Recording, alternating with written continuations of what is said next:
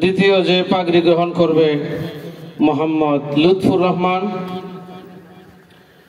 পিতা মোহাম্মদ জহিরুল ইসলাম, একতারপুর বড়হাটি।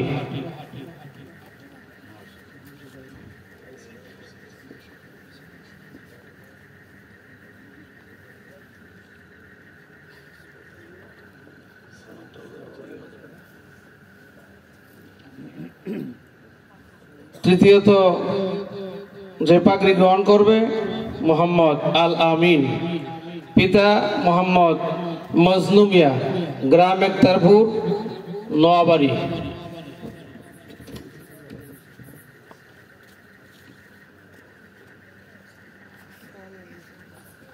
বহু পুরাতন মাদ্রাসার শুরুতে যারা লেখাপড়া করেছিল তাদের মধ্যে একজন ছাত্র আজকে এসেছে। 2008 সালের মুমতাজ বেফাক বোর্ড থেকে প্লাস পেয়েছিল।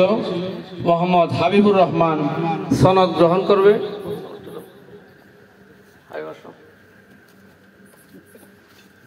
মোহাম্মদ হাবিবুর রহমান, বাড়ি ধর্মমন্ডল দৌলতপুর, নাসিরনগর, বর্তমানে ইমাম ও খতিব মাধবপুর।